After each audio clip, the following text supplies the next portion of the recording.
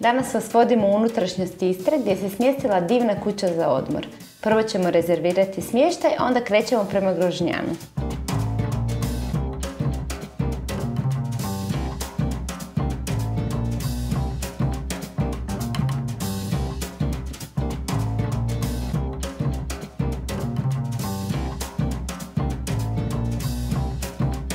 Privuklo nas je jedno neobično imanje, koje će nam predstaviti susjeda i prijateljica vlasnika Nadija Geras. Nalazimo se u kući za odmor, Torre Corta, u neposrednoj blizini Grožnjana, zapravo 2 km makadamskim putem kroz prekrasnu istarsku prirodu s pogledom na dolinu Mirne.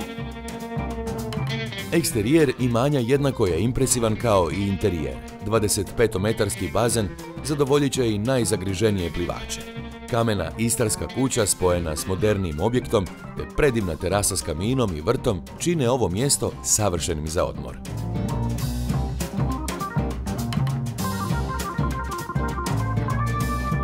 U želji da naprave udoban dom za svoje prijatelje, goste, oni su puno investirali u grijanje i klimatizaciju, tako da je kuća idealan izbor i za zimski odmor.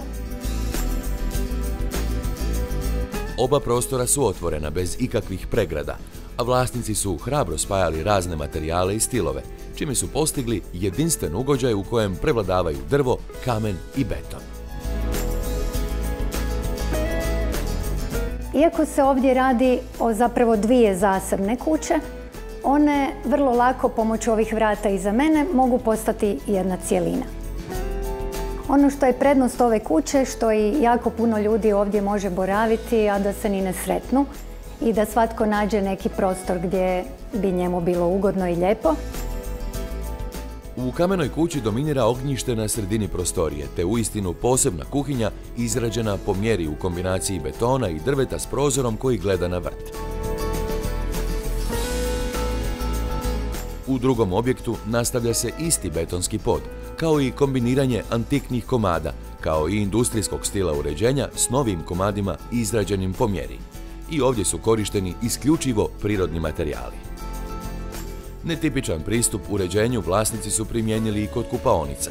Keramičke pločice uopće nisu koristili, a u spavaćim sobama nalaze se kade kako bi sve bilo prilagođeno uživanju.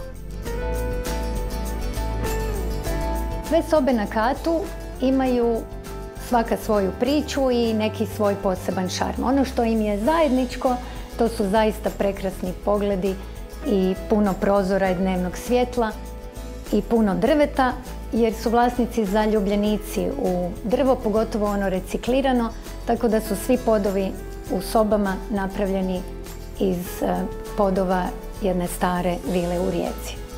Zajednički element svim prostorijama u oba objekta je pažnja posvećena detaljima koji čine razliku. Od rasvjetnih tijela, slavina, kada do impresivnih stubišta. Sve je podređeno hedonizmu.